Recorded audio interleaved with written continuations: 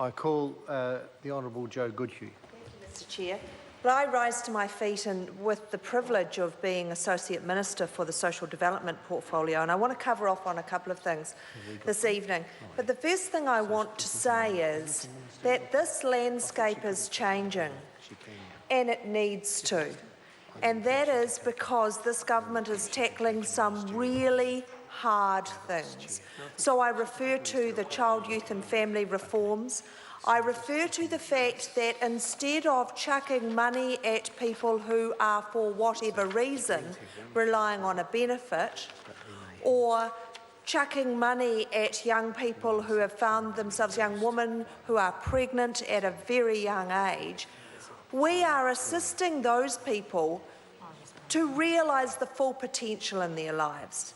Now, in my home patch of Brangatata, we've seen an enormous drop in the number of teenage pregnancies. In fact, we have a unit at Timaru Girls High School that not so long ago had 17 young women, and I understand only has about 4 there now. And in fact, what I also know is for those that were there, they now have a goal. They will achieve what they want out of their lives. They will finish their education, and they will therefore have a far better future for the children in their lives.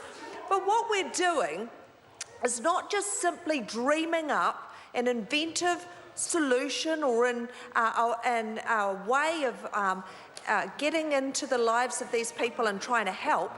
We're also requiring that we measure what we do and that we make sure that the taxpayer dollars that we spend assisting people actually has an outcome, so that it's measurable, so that we have some research and evaluation going on, which has been woefully lacking in years gone by. And so I want to bring this round to just a short commentary on Superu, or the Social Policy Evaluation and Research Unit.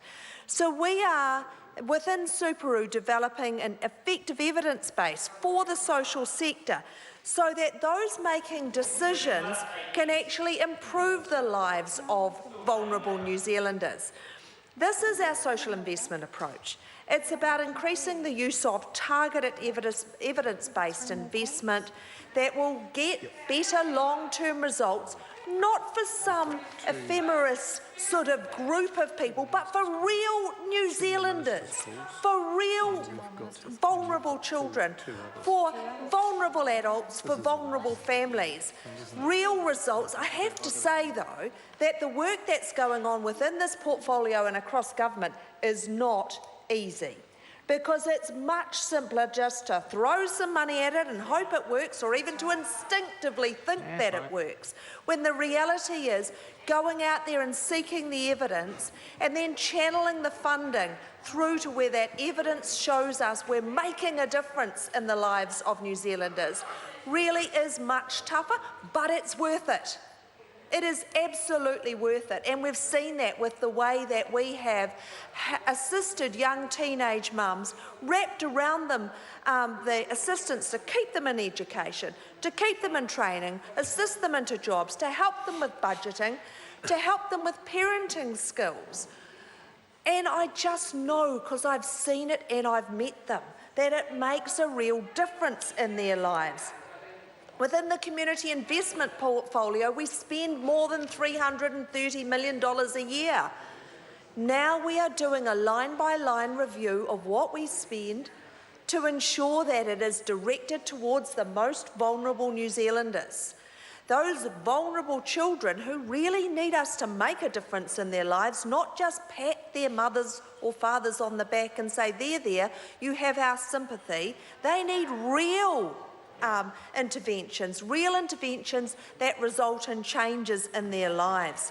So we need to get better results from what is in fact billions of dollars we're currently spending, and we know the opposition hate it because what it shows is that the opposition did not measure outcomes.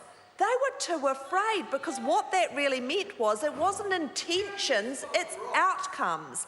So, in fact, what we're doing within government is tackling the hard stuff. Now, it's not that easy to work out how to measure whether what you're doing is actually being effective. And so that is a challenge for us. I call Gareth Hughes.